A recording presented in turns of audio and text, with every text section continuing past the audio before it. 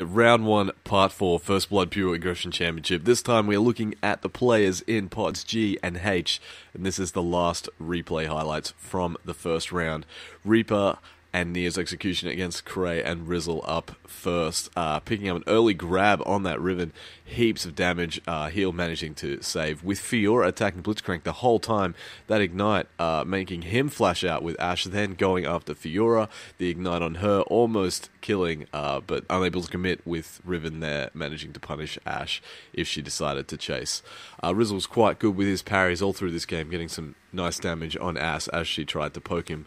Riven tried to 1v2 unexpectedly, but miraculously saved by Fiora coming back from the jungle at that exact moment, and Blitzcrank with his pull on cooldown was not able to peel Fiora off Ashe. Here's that again from Ashe's perspective, just running but unable to escape the dashes and speed boost from Rizzle's Fiora at that early stage. Rizzle picking up the aggression factor point, no real surprise, as he was the main reason that they didn't lose that game right there. Rizzle and Neo's executions together in the second game, starting off farming Wraiths on purple side. Ezreal precariously close to that early gank, but managing to be the one to come out safely, with Yi just walking right into the trap, slowed by exhaust, caught by that Blitzcrank grab, flashing out on just a smidgen of health, but the flash auto attack from Riven securing that first blood for the blue team, with Cray moving into first place, picking up the bonus point for that round. Game 3, Reaper and Rizzle paired up on purple team, needing a win, picking two snare mages, with an early snare on Cray, but Jax forcing Lux out of the fight.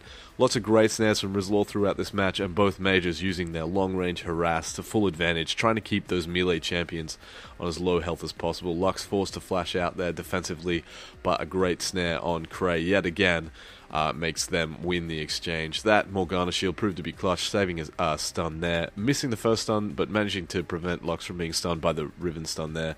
And then another snare on Cray, with Lux getting a little bit too eager, trying to hit with auto attacks. The flash auto attack from Jax, also not enough. He manages to escape on a sliver of health from that turret shot, and Riven keeps Morgana off him as he retreats to the jungle. The next Morgana shield blocked the Jax stun, unable to commit there, with Cray walking back into Lux's AoE and taking some free damage there. Morgana not having enough mana to ult, but that was definitely the plan there based on her movement, popping a mana potion right after that so that she could not make that same mistake again. Jax defending the turret quite well, with Morgana taking some turret shots. Riven punishing Morgana when Jax decided to base and pushing her back. With the Morgana ult, both players forced to split either side, with Jax forcing Lux out of the fight, Morgana forcing Riven out of the fight, caught by a snare as he retreated to his own turret, and they're just killed by auto attacks.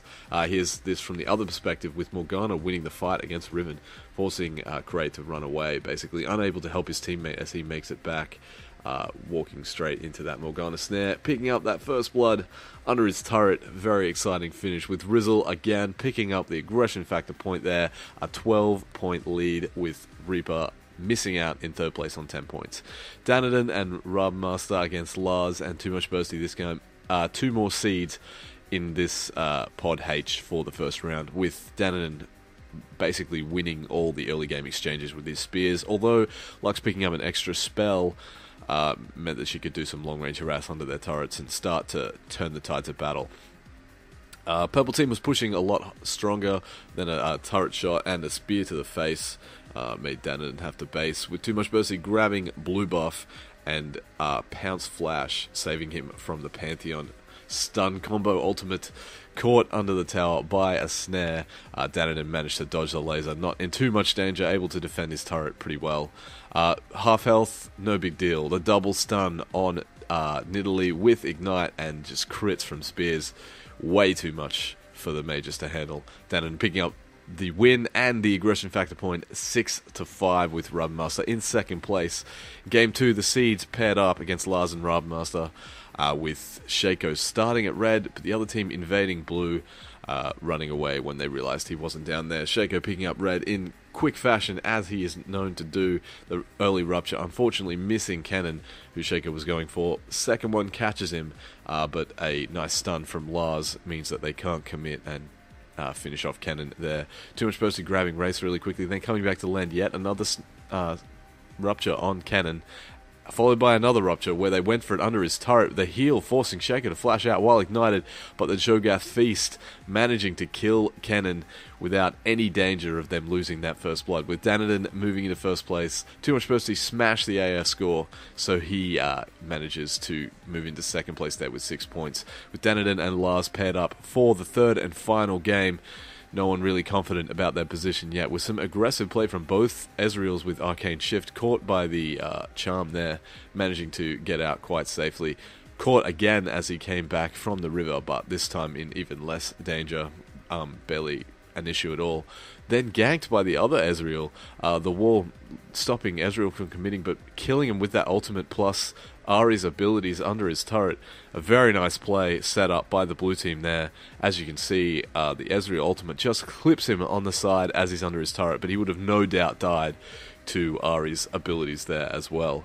Too Much Bursty, first place on time with Danadin in second, Runmaster behind by almost 3 minutes and then just over a minute, even though he was on the same score. Unfortunately, slips into third place and does not make the second round, even though he picked up the aggression factor point in that third and final game with his work on Ahri. Thanks again for watching, guys. Thanks for watching all the replays so far. That is it for the first round. Pods G and H now sorted out with those 4 players that you just seen. Moving on into the second round.